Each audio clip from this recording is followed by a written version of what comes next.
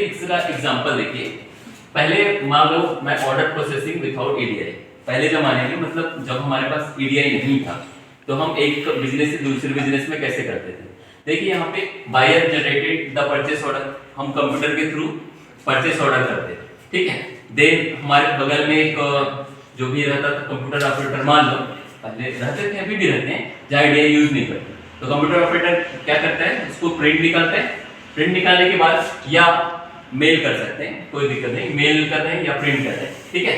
अब मेल किया, मेल करने के बाद सप्लायर रिसीव ऑर्डर, अब जो सप्लायर होगा वो उसका ऑर्डर रिसीव करेगा, देखेगा हाँ इतने क्वांटिटी में हमारे पास जो है जनरेट हुआ है ऑर्डर, ठीक है। उसके बाद क्या करेगा, ये इनवॉइस क्रिएट करेगा, मतलब यहाँ से प्रिंट निकालेगा, जो भी होगा उसका डिटेल निकालेगा, प्रिंट निकालने के बाद invoice to send to the buyer, invoice करेगा, सेंड करेगा, देन यहाँ पे buyer enter invoice into their system, ठीक है। इसमें प्रोसेस थोड़ा लंबा दिख रहा है जी। देखिए यहाँ पे कौन कौन है, देखिए मेल है ना।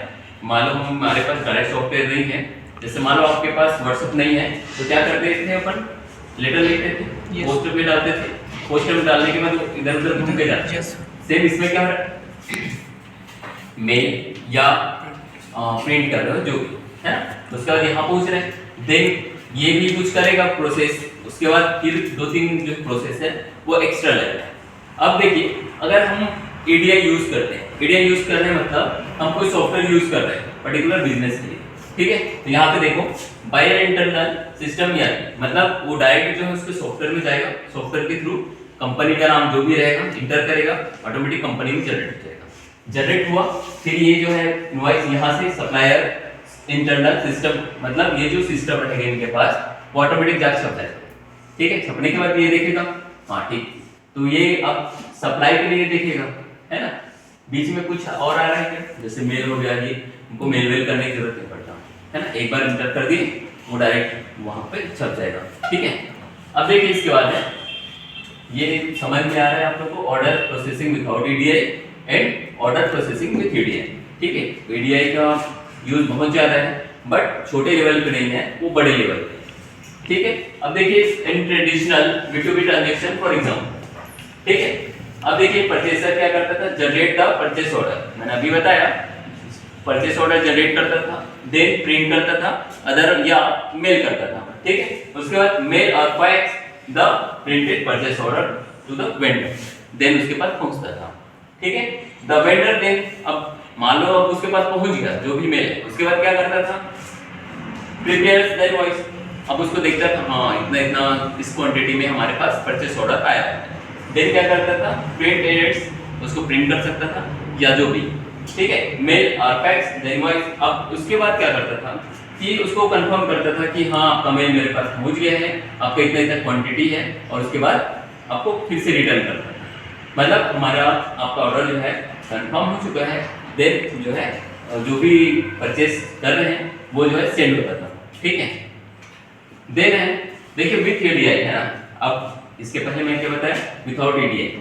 अब विथ ईडीआई में क्या है, पेपर डॉक्यूमेंट आर एलिमिनेटेड, इस पहले बता चुका हूं कि इसमें हम पेपर लेस यूज कर, मतलब पेपर का यूज ही नहीं करते, मतलब करते हैं बहुत कम, ठीक है। एलिमिनेटेड मतलब हटा दिया जाता है, एंड ह्यूमन इंटरवेंशन, मतलब इसमें हमको ह्यूमन की भी जरूरत नहीं पड़ती है, इज मिनिमाइज, मतलब उसको भी हटा दिया जाता है, ठीक है। In the same transaction the purchaser simply input the procurement details into his computer system, मैंने बताया आपको कि उसमें एक सॉफ्टवेयर होता है, सॉफ्टवेयर में हम डायरेक्ट जो है इंटर करते हैं, अगर आपको परचेस करना है परचेस कीजिए, वो ऑटोमेटिक जो है जिसके पास से भी आपको परचेस करना है उनके कंप्यूटर में ऑटोमेटिक जाके छप जाता है, ठीक है। अब इसके बाद देखिए, अब traditional document exchange purchase order, and देखिए अब विदाउट ईडीआई एंड ईडीआई दोनों में क्या डिफरेंट है, ठीक है।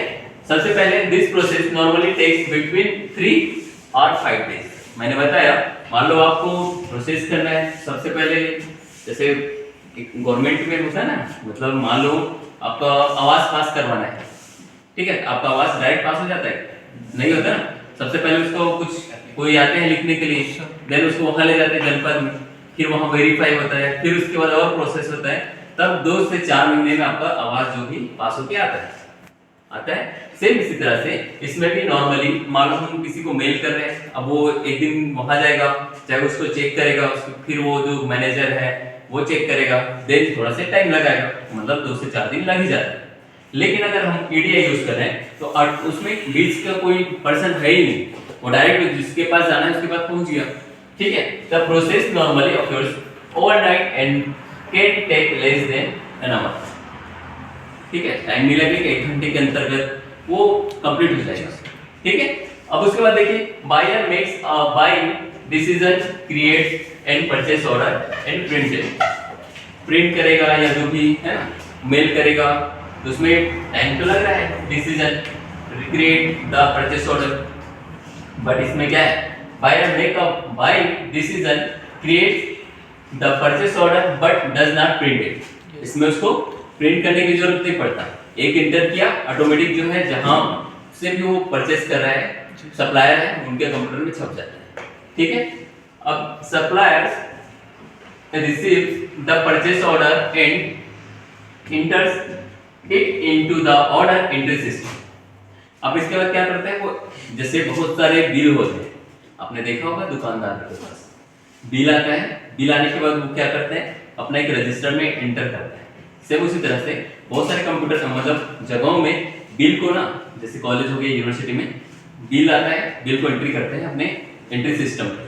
ठीक है, देन उस बिल को रख दिया जाता है ताकि ये जो डेटा है हमारे पास सेव रहे। बट इसमें क्या होता है, suppliers order entry system receive the purchase order and update. इसमें क्या होता है ऑटोमेटिक अपडेट हो जाता है। ठीक है, update the system immediately on receive.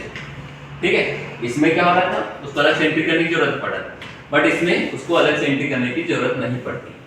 ठीक है, एंड लास्ट है buyers call suppliers to determine if purchase order has been received. अब इसमें क्या होता है कि अगर परचेस ऑर्डर रिसीव हो गया तो क्या कर रहा है, द सप्लायर मेल बायर, मतलब जो सप्लायर है वो फिर से बायर को मेल करता है कि हाँ मेरे को आपका रिसीव हो चुका है, आपका सामान रेडी रहेगा, इस तरह से। और suppliers mail buyer and acknowledgement, acknowledgement उसी को बोलते हैं, मतलब कोई बायर है खरीद रहा है, वो मेल किया मेरे पास मालूम है सेलर, ठीक है, तो ये सप्लायर हूँ, तो मैं उनको एक बार फिर से मैसेज करूंगा कि आपका जो मैसेज है मेरे पास पहुंच गया है, आपका ऑर्डर सक्सेसफुल, इस तरह से।